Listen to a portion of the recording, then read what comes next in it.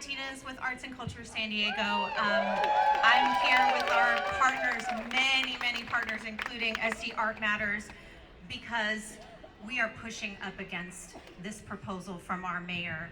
That would eliminate arts and culture funding. This is not what we expected.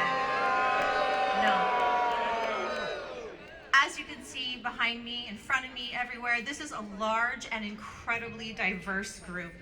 We have visual and performing arts groups, teaching artists, community-based organizations, large and small. What's especially powerful is how quickly this community came together.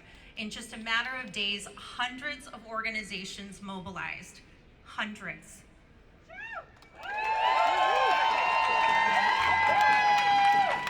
This speaks to both the urgency of the moment and the strength of our sector. This is a highly active and collaborative community, and we're organized and ready to fight for our funding. While you'll hear just a few speakers today, they represent hundreds of organizations and thousands of workers who'll be impacted. We are urging the mayor and city council to maintain our funding from fiscal year 26. Look, we understand there is a budget issue. We were not asking for an increase. We were asking for flat funding. Now we are facing a complete elimination of that funding. This goes too far. It's an $11.8 million reduction that would essentially eliminate the city's investment in arts and culture, investment in your groups, investment in our community. There is still time to act. That's why we're here today. This budget is not final. We have an opportunity right now to fight for restoration, but we need to convince City Council to stand with us. That means showing up, which you all have done today, and speaking out. We're talking to the media, online, in letters to the mayor and the City Council, and in person, like today, up in City Council chambers. We won't take this. We need to tell our stories and demonstrate how essential arts and culture are to the city and how city investment makes this work possible. Please visit artsandculturesd.org. Very easy for you to put your name and address in. That will send a letter to the decision makers here at City Council saying that this is not acceptable. The city should be protecting this sector, not dismantling it. Bob, join me. We'll hear from a few speakers, and if you'll forgive us, we have so many people here who want to talk. We have a planned agenda, and then we have several others who will join us and just share about their community and the impacts. Thanks.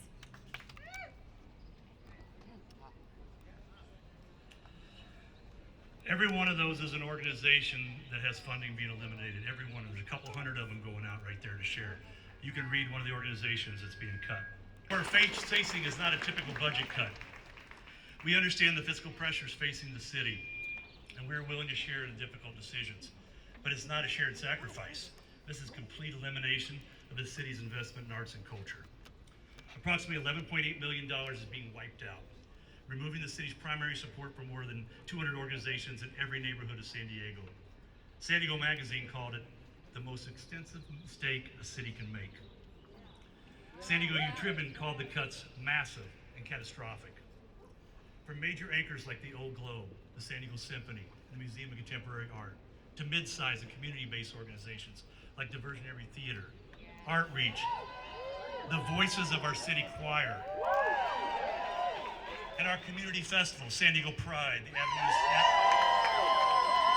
the Avon Avenue Street Fair, Fringe Festival, even Comic-Con. This level of cuts is unprecedented. Look at the data. There's a poster over here that'll show San Diego's at the bottom. This budget allows for roughly $1.40 per resident. Shameful.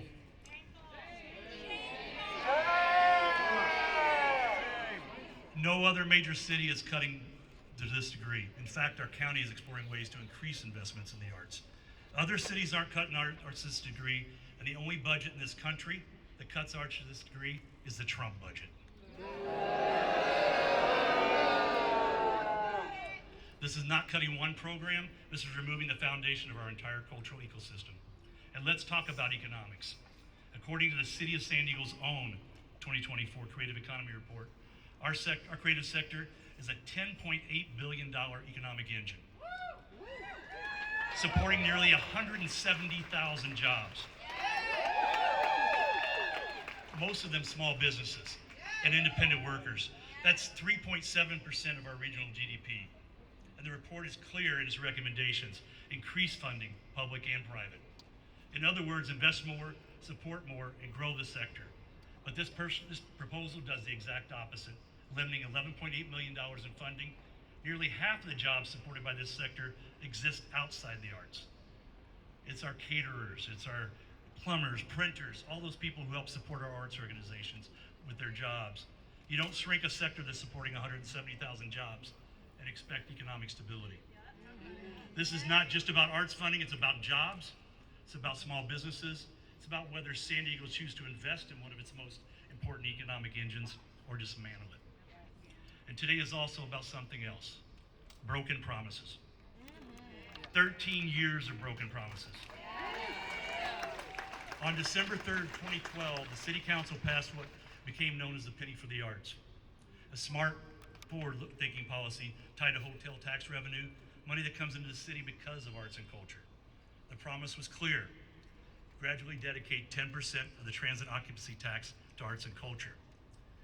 Ever since, we've come back asking the City Council to honor that commitment, and every year the promise has fallen short. And make no mistake, this mayor knows that promise. He said on the City Council when it passed unanimously. The council knows that promise. In fact, just this past November, they publicly committed to not cutting the arts fund in this budget. And yet here we are. No more broken promises. The City Council and the mayor must do what they said they would do: restore this funding and work towards fully realizing a penny for the arts.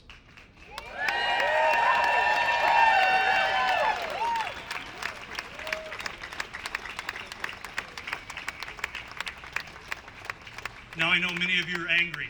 You should be. I'm angry. But this is a pivotal moment. The decisions made here in the next few weeks will determine whether San Diego continues to be the city that invests in a creative community or abandons it. So I'm asking you, take that anger and turn it into action, into advocacy. Contact your city council member, call them, email them, flood their inboxes, write a letter to the Union Tribune, share your story on social media.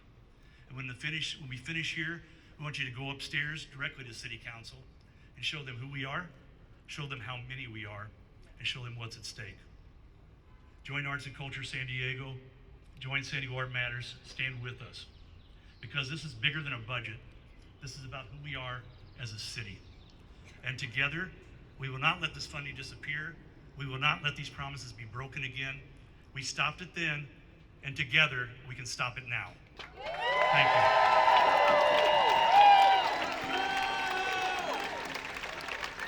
I know many of you, and it's so wonderful to see so many faces of friends and people in the arts. We have a wonderful community.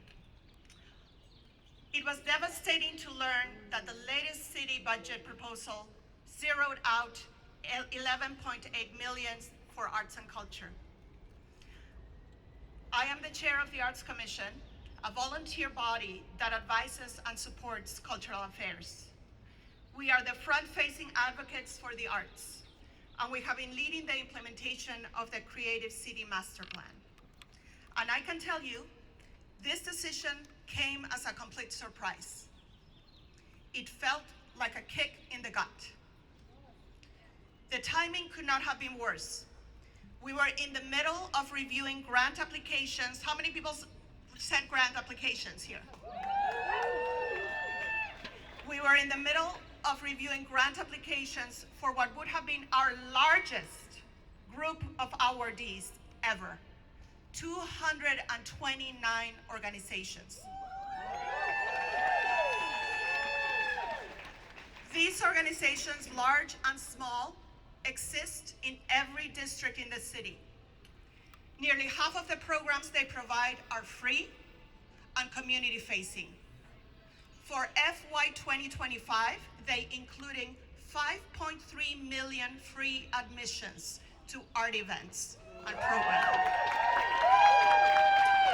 The constituencies that were reached were our youth, children, veterans, retirees.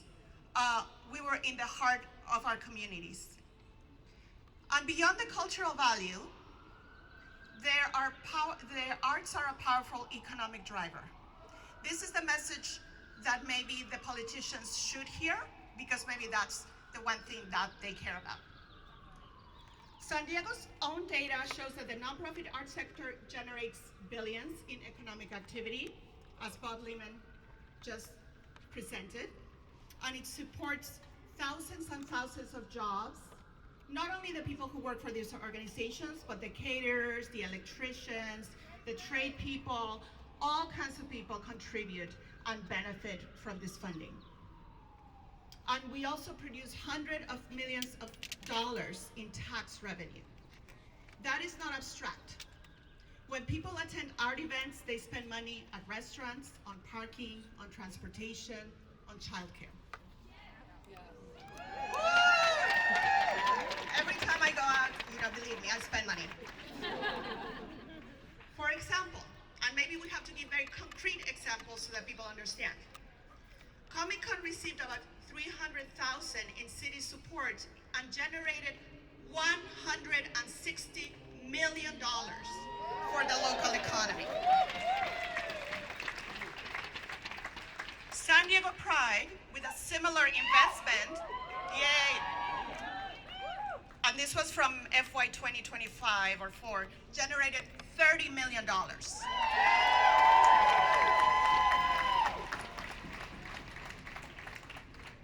And I'm a professor too, so this quote here is for that. Any economist, even one of my students, could tell you that an investment that grows 100 times or 500 times is a good one. And yet, we are cutting 12 million, a really tiny amount, from a 6.4 billion budget. Tell me how that makes sense. In the current federal climate, many organizations have seen loss of funding from the cancellation of federal grants, including NEA, NEH, and IMLS. How many people here have lost funding? See a lot of hands here. In addition, the cancellation of the city funding will also put at risk matching grants from other entities, state and foundations. And so this would mean a double loss for many of these organizations. I also want to say that besides this decision being disastrous, it is also unprecedented. Looking back 30 years at the funding for arts and culture, the budget was kept mostly whole, even in the worst economic times. After 2008 and during the pandemic, previous mayors never slashed arts this way. And if you want to think historically, Roosevelt enacted the WPA during the Great Depression as a solution for the economic crisis, to provide jobs, but also to bring joy and relief.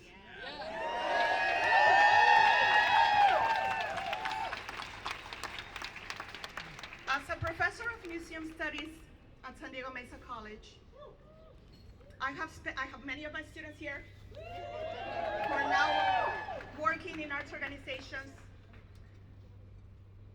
Right now, I have students whose families are in crisis.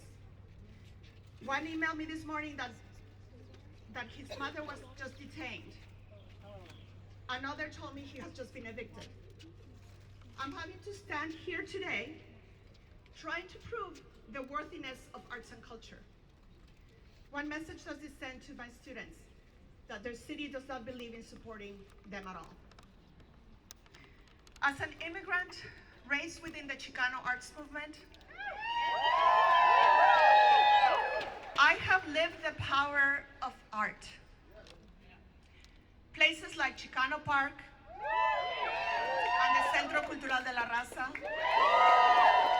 World Beach Center, the Chicano Park Museum and Cultural Center, the Front Articultura, Asha Project, and so many others, show us that the art is not just expression. They are how communities find agency, connection, and power.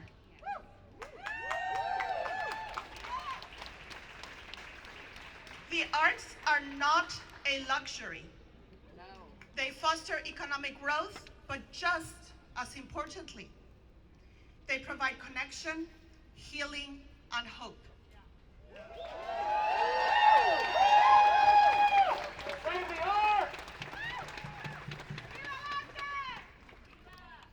And I'm going to go back to what Bob said about the broken promise. Last fall, commitments were made by council members to keep the arts funding intact. I urge you to honor that commitment, reconsider this decision, and fully restore the funding.